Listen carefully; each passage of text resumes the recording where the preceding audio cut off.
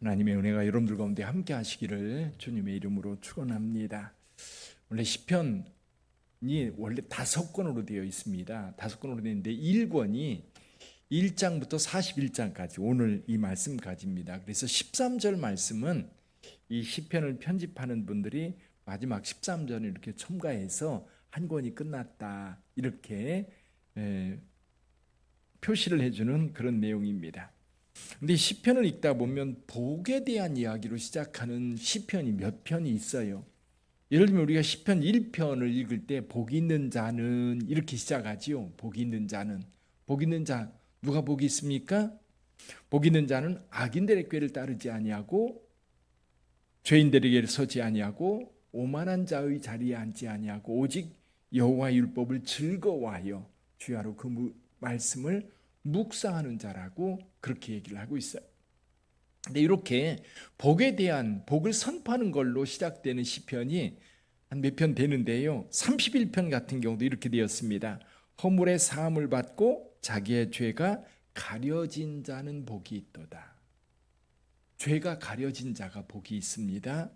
또 112편 같은 경우는 이렇게 되어 있어요. 할렐루야 여호와를 경외하며 그 계명을 크게 즐거워하는 자는 복이 있도다.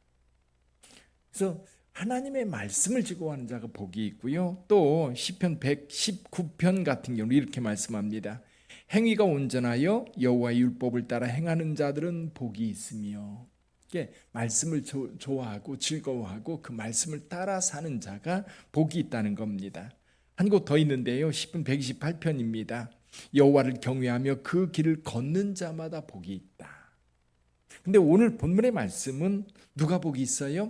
가난한 자를 보살피는 자에게 복이 있으며 가난한 자를 보살피는 자가 복이 있답니다.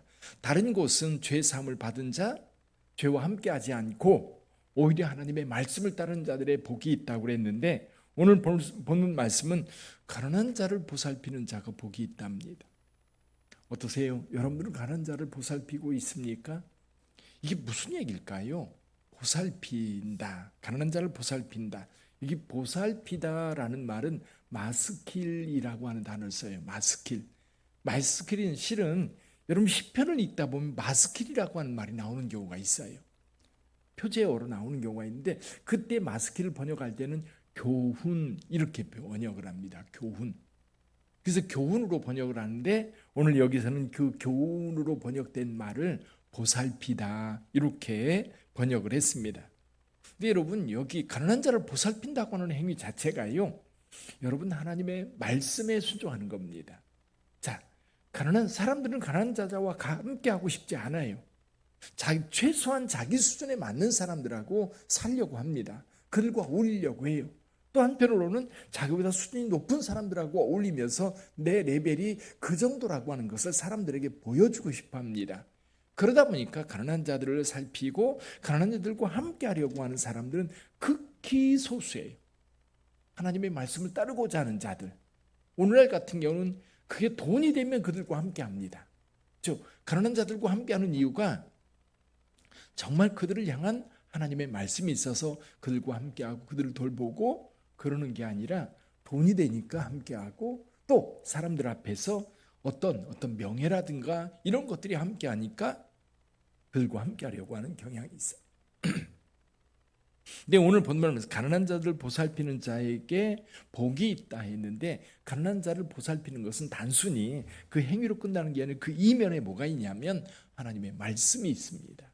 그래서 여기 가난한 자를 보살피는 자는 하나님의 말씀에 순종하고 말씀을 따라 사는 자를 가리킵니다.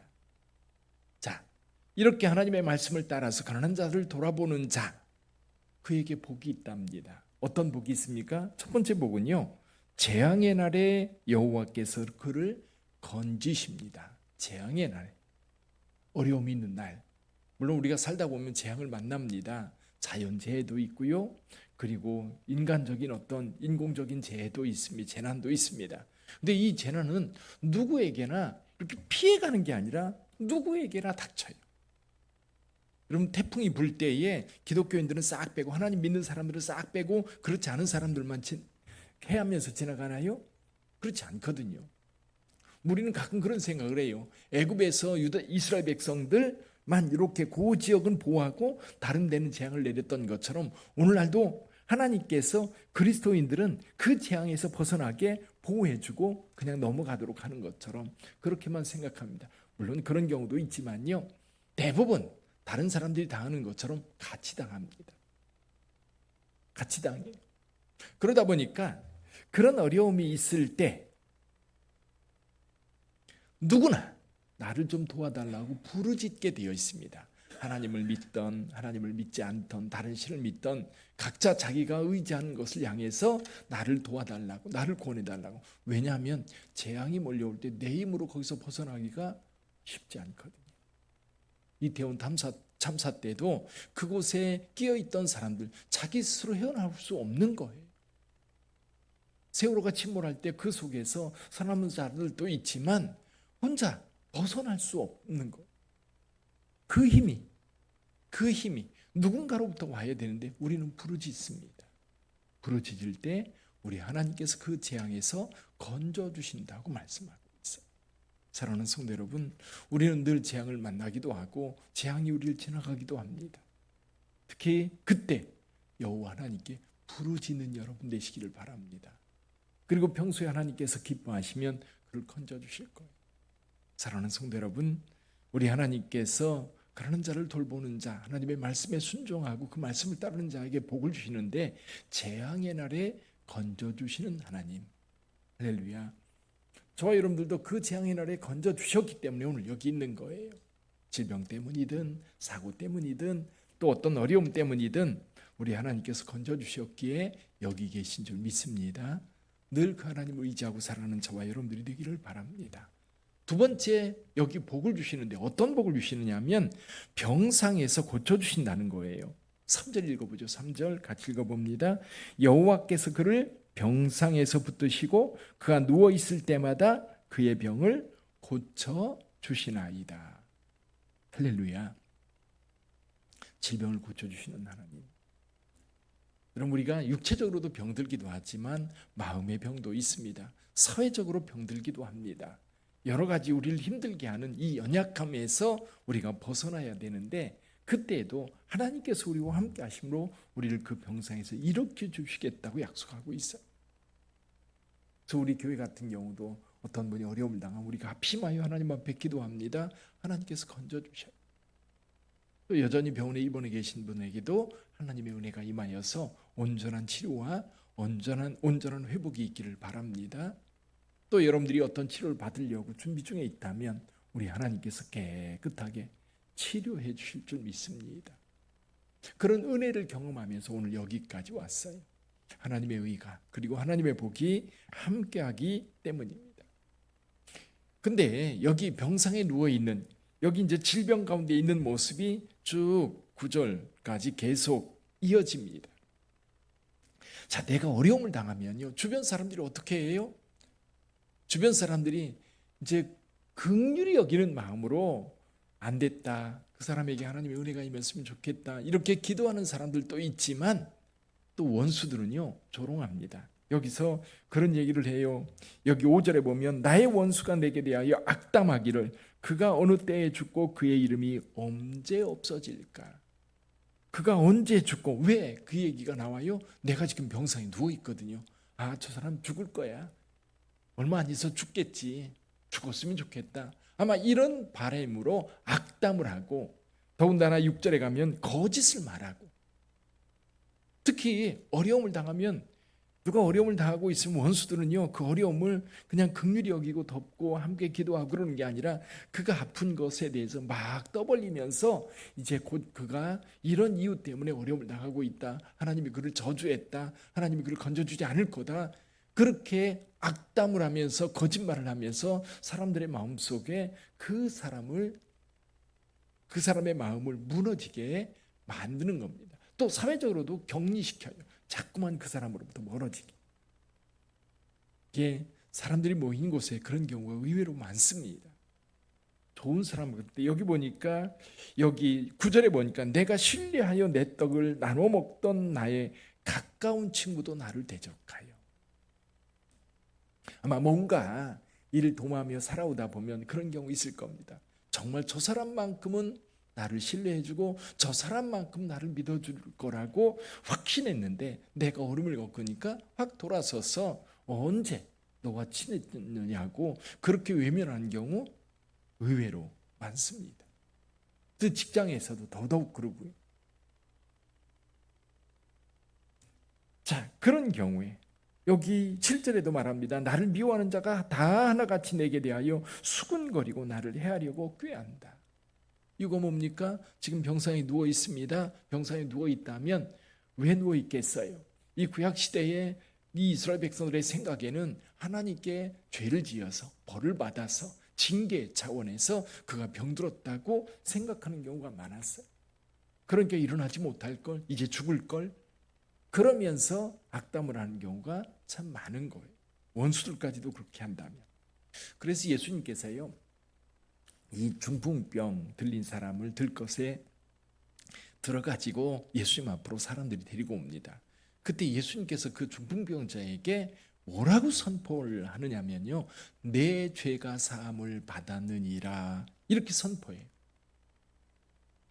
왜 그렇게 선포했을까요?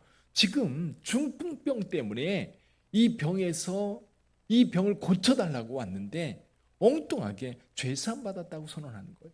특히 중풍병은 예나 지금이나 굉장히 중한 병입니다. 아마 이 중풍병자는 들것에 실려왔다면 목숨만 부지하고 있는 걸 거예요. 그리고 이런 중풍병에 걸리거나 나병에 걸려 그러면 이건 하나님의 징계라고 사람들은 생각했기 때문에 이제 중풍병자에 대한 수군거림은 그 동네에 아마 파다했을 겁니다. 그래서 그렇다면 사람들의 생각 속에 그 사람이 죄 때문이라고 한다면 죄의 문제를 풀어주면 건강 문제도 회복돼야 되죠. 그래서 예수님께서 먼저 선포하니까 사람들이 수군수군 됩니다. 예수께서 죄사함의 권세가 있느냐? 어떻게 인간이 죄사함을 선포할 수 있느냐? 수군될 때에 예수님께서 말씀하시죠. 죄사함을 받았느니라 말하는 것과 이 들것을 들고 돌아가라, 병에서 놓였느니라 라고 선포하는 것 어느 것이 쉽겠느냐? 그러나 나는 죄사함의 권세가 있다는 것을 이 사람들에게 보여주기 위해서 말씀하고 있는 것. 그러면서 말합니다. 네, 일어나서 내 자리를 들고 걸어가라. 그랬더니 중풍이가 일어나서 자기를 들것에 실려왔던 그 들것을 들고 걸어갑니다. 그러니까 걸어가는 사람을 보면서 사람들이 다 박수하고 좋아해야 되는데 또 뭐라고 얘기해요? 안식일날 고쳐줬다고 또 그거 가지고 트집을 잡는 게 이 악한 자들의 특징입니다. 선이 이루어지면 그 선 자체로 박수치고 그걸로 마무리 지어야 돼요. 그런데 그걸 인정하고 싶지 않으니까 엉뚱한 거를 끌어다가 비난하고 문제 삼고 그 선한 일을 이 악한 것으로 바꾸려고 하는 그런 경향들이 있는 거예요. 병상에 누워있는 자를 고쳐주시는 하나님, 그럼 우리의 죄를 용서해 주시는 하나님이고 우리와 함께 하시는 하나님이신 줄 믿습니다. 한 가지 더 한다면 이런 원수들이 나를 이기지 못하도록 하나님께서 우리와 함께 하신다. 우리 11절을 한번 볼까요? 11절 같이 읽어봅니다. 내 원수가 나를 이기지 못하오니 주께서 나를 기뻐하시는 줄을 내가 알았나이다. 아멘. 10절에서도 말씀하세요. 그러하오나 주 여호와여 내게 은혜를 베푸시고 나를 일으키사 내가 그들에게 보응하게 하소서. 이로써 내 원수가 나를 이기지 못하오니, 우리 하나님께서 나에게 보응할 수 있는 힘을 주시고 일으켜 주시기 때문에 더 이상 원수가 나를 이기지 못하도록 주님께서 만들어 주신다. 복 있는 사람입니다. 어떤 복이에요? 이 재앙의 날에 건져주시는 은혜, 병들었을 때 우리를 고쳐주시는 하나님, 뿐만 아니라 내가 힘들고 어려울 때 비난하고 욕하고 대적하던 그 원수들을 이기지 못하도록 내게 힘주시고 나를 회복시켜 주시고 사람들 앞에서 나를 높여주시는 하나님, 우리 하나님께서 여러분들을 높여주실 줄 믿습니다. 우리 하나님께서 우리 빛된 교회를 지역사회에서 높여주실 줄 믿습니다. 그 복이 오늘 여러분들에게, 여러분의 자녀들에게 함께하기를 주님의 이름으로 축복합니다. 기도하겠습니다.